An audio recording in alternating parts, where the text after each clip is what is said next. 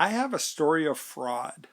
If it wasn't so bold and predatory and ultimately sad, it'd be a great story. In the city of Steubenville, there is a community college called Eastern Gateway. It's in Ohio. The county with its people we victimize is Jefferson County. Yes, I did say we, because I guess I ultimately helped them do it. I definitely feel I have blood on my hands. I worked at the main campus of the college from 1984 to 2013. I haven't been in the building since. 4 years on security and 25 years as the evening coordinator. After a lifetime of dedication and nothing but perfect evaluations, I was laid off. The fraud in this video involved millions of dollars. When I Google fraud, it says the intentional use of deceit, a trick or some dishonest means to deprive another of his, her, its money, property, or a legal right. Well, that about sums it all up. What else would you call the college taking millions of tuition and taxpayer dollars a year for education and not providing the education? The college had problems with this dating back to the 80s when I first started, but really got bad under the third president. She worked there from around 1999 to 2016. She caused the wheels to come off the bus. If you were attending evening classes, you were lucky if you got 2/3 of the education you and the taxpayers paid for. You had okay luck if you were a health student. They did pretty good. They had to pass state tests, so teachers couldn't cheat so much. Think of the millions building the buildings, hiring staff to clean and guard and to register you for classes, all the secretaries, the tech support people. We put together a management hierarchy to ensure students got an accredited education. We hired the instructors to teach you. We heated and cooled the building. Then, this is important, a measure of the amount of education is put into place. It's called a credit hour. Very simple concept. 1 credit hour equals 50 minutes that a student would be in class each week for a semester. Easy to understand. A clean measurement. It sets the expectation for you. We use that measurement in calculating your bill. You take a 3 credit hour class and say we're charging $100 a credit hour. The tuition part of the bill comes to $300. Then we add on what I think is sometimes hidden fees, but whatever.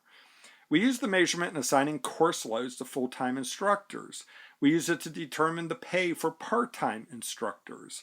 The government uses it to help finance the college. Other colleges use it to evaluate transfer of our classes into their college. It's used in determining a student's Pell Grant and other financial aid and scholarships. Business owners use it for hiring purposes. We use it in determining when you graduate. It was very simple and very important. It's kind of the linchpin that makes the degree valuable. It helps provide the faith in your education and degree. This happened all day, every day, but I think the biggest problems came during the evening classes. We had an army of part-time instructors. Many of them used every excuse not to be in class. Too hot, too cold, students didn't have any more questions. I have a small class. Too close to the holidays. It's snowing. It's too nice out. The Steelers are playing.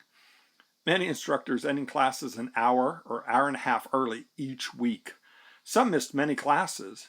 When I brought this to the attention each semester to the president, off and on to our hand-picked executive, academic vice president, several department deans, they just let it go on. Easy to solve. Just don't call the part-time instructors to teach the next semester. Part-time instructors were only contracted for 1 semester. But there was a problem. Some of these teachers were management. How do you not give a class to a vice president? My new boss was the vice president of administrative services. In about 2 years, she only talked to me like 6 times. Each conversation less than a minute. She was being paid to manage me. That's why it was so disturbing when I got an email from her asking if I would give her tests to her class for her. She, of course, would pocket the extra money. I was used to college shakedowns. I politely explained I usually didn't do this. Other teachers would want me to do this, and we already had a problem with them not showing up.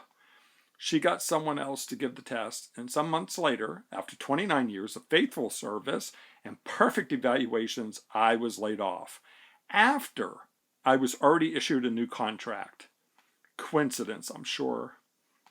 I could report it to the human resource director. Oh, wait, that was her. We couldn't get rid of high school instructors. They'd go back and steer their students to another college. The prominent business people, lawyers, and ministers could hurt us at levy time. We hired staff and department managers to teach, a practice I thought we shouldn't do. To stop them from teaching would mean a lot of stink eye at meetings and acts of revenge from their departments. Nepotism made it difficult to get rid of a spouse. Then there was the hard to replace teachers, like for an engineering class. One teacher came into the employee lounge, left the door open to the bathroom, dropped his pants in front of us, sat down, and did his business. 2 weeks in a row. They asked him back the next semester. Some of this wasn't the instructor's fault. Under the third president, the support system for instructors were trash. A semester seldom went by where a part-time instructor told me they were asked to teach their class a few hours before the first class started. This resulted in a loss of education, the whole first week of class. Their pin to the copying machine sometimes took weeks to get. Grades at the end of the semester were often on too short of a turnaround. So finals were often given a week ahead of time, so teachers had time to grade the tests, causing students to be cheated out of another whole week of class. Maintenance security often stood outside of classes, instructors' eye line, which pressured some instructors to end class early. Evaluations were given to students to evaluate instructors. So instructors were nervous to get a bad evaluation, so they caved to some students who wanted out early. Even after letting students out a half hour early, they often walked out to a nearly empty parking lot, reinforcing students' expectations to get out early and putting more pressure on instructors. Not building an entire week break and schedule for Thanksgiving. Students seldom showed up, causing teachers to cancel. The third president watched over a system that encouraged the ongoing fraud. All repeatedly pointed out to the president. I might as well have been talking to her desk. After knowing they were not delivering product, they repeatedly told the public how we helped the community, that we were important to attracting new businesses, that we were saving them money the first 2 years of education, and making it possible to go on for a 4-year degree. They asked you over and over to pass a county levy, decade after decade after decade after decade. The president pocketed her nice paycheck and enjoyed her wonderful benefits and stuffed her face with free food, all paid for by taxpayers, knowing she would never fully deliver what you paid for. What choice did you really have? Fraud. How doesn't this fit the definition of fraud? It was fraud, a massive level of fraud. Millions and millions we ripped you off for. Just my opinion, but we lived in a just society. At the very least, the third president and her executive academic vice president belongs in prison. If you knowingly con people out of money for services that you knowingly are not delivering, that's fraud. If your furnace is making a wickety-whack sound and you call someone to fix it and they say, I charge $30 an hour and the book says it's a 10-hour job, he comes and leaves in 1 hour and sends you a $300 bill. When you call him and ask why, he keeps telling you the book says it's a 10-hour job. I'm just so good I can get it done in an hour. Would you pay the $300? If you pay $10,000 for a roof and they just put a few shingles on and won't give you your money back, wouldn't you sue them? Challenge their business license? If your kid in 8th grade comes home 3 hours early and tells you his teacher had tickets to a Pirate game, wouldn't you go a little crazy? But the community let us rip them off for decades. We could reduce these classes from 3 credit hours to just 2, but then students would have trouble transferring classes to other colleges.